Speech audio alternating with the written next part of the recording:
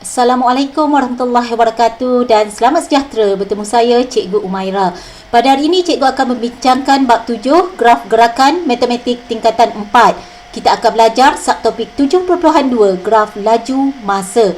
Standard pembelajaran menyelesaikan masalah yang melibatkan graf laju masa. Jadi dalam video ini kita akan menjawab soalan penyelesaian masalah yang melibatkan graf laju dan laju masa. Jadi kita lihat soalan contoh 16 di dalam buku teks muka surat 203. Graf laju masa di sebelah menunjukkan gerakan sebuah kereta untuk tempoh 14 saat. Hitung A laju purata dalam meter per saat untuk tempoh 6 saat yang pertama. B.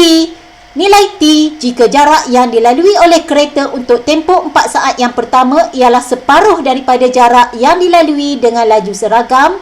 Dan C. Nilai V jika pecutan bagi 2 saat terakhir ialah 3.5 meter per second square. Jadi kita jawab soalan A. Soalan meter kita cari laju purata tempoh 6 saat yang pertama. Jadi tips seperti sebelum ini. Kita namakan garis graf. Kita namakan di sini titik A, di sini sebagai titik B, di sini sebagai titik C dan ini sebagai titik D. Jadi kita kenal pasti garis graf yang mana yang mewakili tempoh 6 saat yang pertama. 6 saat yang pertama adalah garis graf AB dan B separuh daripada. Jadi kita letakkan sini titik C ya. Kita ubah sikit supaya mudah untuk kita mengenal pasti. Jadi C, D dan E. Jadi 6 saat yang pertama adalah garis graf AB tambah garis graf BC. Jadi bila soalan minta kita cari laju purata, jumlah jarak bahagi jumlah masa. Jadi jarak untuk graf laju masa, jarak adalah dengan mencari luas. Jadi kita perlu cari luas yang diwakili oleh garis graf AB tambah luas yang diwakili oleh garis graf BC. Jadi kita lihat AB bentuknya adalah trapezium iaitu 1/2 darab hasil tambah sisi yang selari 5. Okey, ditambah dengan sisi selari seterusnya 10. Okey, didarab dengan lebarnya di sini adalah 4. Okey, kita tengok masanya meter per second, jadi sesuai. Darab 4, kita tak perlu ubah apa-apa. Tambah luas BC. BC adalah segi 4 tepat. Jadi segi 4 tepat formulanya panjang darab lebar. Jadi panjangnya adalah 10, lebarnya adalah 6/4. Jadi lebarnya di sini adalah 2, 10 darab 2. Seterusnya kita boleh selesaikan pengiraan ini menggunakan kalkulator. Jadi menggunakan kalkulator saintifik, kita masukkan nilai sama seperti yang kita buat sebentar tadi, 1/2. Okey, darab dengan hasil tambah 5 tambah 10. Jadi kita buka kurungan, 5 tambah 10, tutup kurungan, darab dengan 4. Jadi darab 4, kita tutup kurungan sebab ini diwakili oleh luas AB. Tambah luas BC, buka kurungan untuk luas BC iaitu 10 darab 2, tutup kurungan. Jadi kita dapat jawapannya adalah 50 untuk jarak.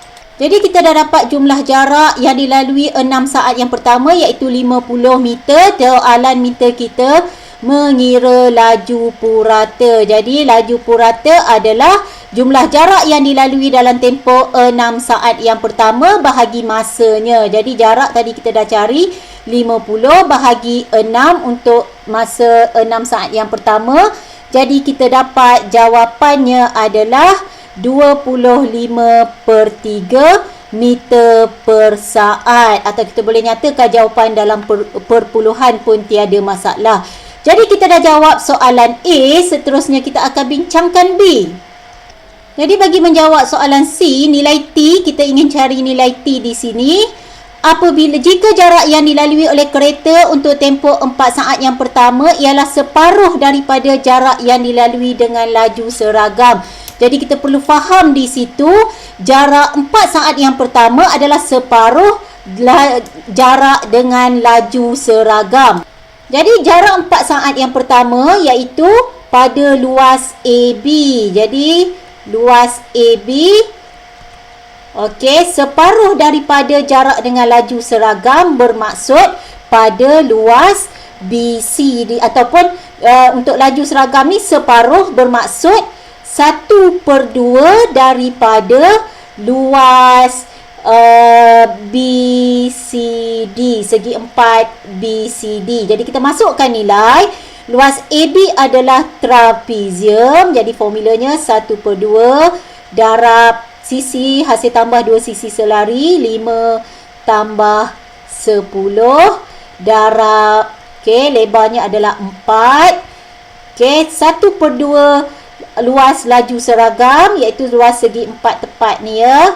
Tetapi sebahagian sahaja 1/2 darab luas segi 4 tepat kita iaitu panjangnya adalah 10, lebarnya adalah T tolak 4. T tolak 4. Jadi kita perlu masukkan nilai darab T tolak 4 di sini. Jadi kita selesaikan persamaan ini. Jadi di sebelah kanan kita masukkan kalkulator. Kita nak cari nilai di sebelah kiri terlebih dahulu ya, bukan sebelah kanan. Jadi 1/2. Kita darabkan dengan 5 tambah 10 dalam kurungan. Tutup kurungan, darab 4. Jadi di sebelah kiri 30. Jadi kita tulis di sini 30 sama dengan 1/2. Di sini kita kembangkan 10 darab T, 10T. 10 darab negatif 4, negatif. Susah pula nak tekan negatif. Negatif 40. Jadi kita ringkaskan dekat sini 30 bersamaan dengan 5T 1/2 tolak darab negatif 40 tolak 20. Jadi kita ubah kedudukan 5T tolak 20 bersamaan 30. Kenapa kita ubah? Sebab kita nak cari T. Jadi senang kalau kita letakkan T di sebelah kiri. Jadi 5T adalah bersamaan, kita pindahkan negatif 20, kita akan dapat 30 tambah 20. Jadi di sini 5T bersamaan dengan 50. Jadi T adalah, kita nak bawa 5 ke sebelah kanan, 5 adalah darab di kiri. Bila kita pindahkan jadi bahagi. Jadi kita dapat T adalah 50 bahagi 10 bersamaan dengan 50 bahagi 5, T adalah 10. Jadi kita tengok soalan C, nilai V jika pecutan 2 saat terakhir ialah 3.5. Jadi kita tahu di sini, pada 2 saat terakhir, sini 10, 2 saat terakhir di sini. Jadi lebih kurang di sini. Jadi kita nak dapatkan nilai V sekiranya 2 saat terakhir pecutannya adalah 3.5 meter per saat 3.5 meter per saat kuasa 2. Jadi kita sedia maklum pecutan adalah perubahan laju bahagi masa. Jadi pecutan adalah perubahan laju bahagi masa, iaitu kadar perubahan laju bahagi masa. Kadar perubahan laju bahagi masa di sini adalah kecerunan garis. Jadi walaupun kita soalan memberi maklumat 2 saat terakhir lajunya 3.5 meter per saat, pecutannya adalah 3.5 meter saat kuasa negatif 2, tetapi kita boleh mencari kecerunan garis dari D dan E kerana mana-mana dua titik sepanjang garis DE nilai kecerunannya adalah sama. Jadi kita akan ambil kira pecutan 3.5 meter kuasa saat kuasa negatif 2. Jadi kita ambil kira formula kecerunan pada titik E, iaitu Y-nya adalah V yang kita ingin cari, tolak pada D 10. Formula kecerunan untuk masa 14 pada V, X2 kita tolak X1 kita pada D adalah masa T tadi kita dah cari 10. Dan pecutannya tadi adalah 3.5. Jadi cikgu dah terangkan bagaimana kita dapat formula ini.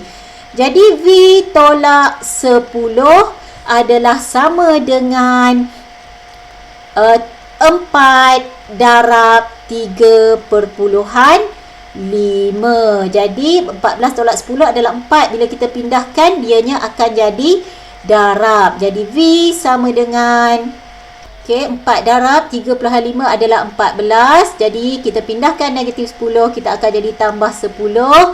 Maka kita dapat V kita adalah 24 meter per saat. Jadi kita dah menjawab soalan contoh 16 kesemuanya. Sekian saja untuk video kali ini. Video seterusnya saya akan bincangkan bagaimana menjawab soalan contoh 17 bagi soalan penyelesaian masalah melibatkan graf laju masa. Semoga video ini memberi manfaat kepada semua dan dapat membantu anda dalam mempelajari bab ini. Sekian, terima kasih.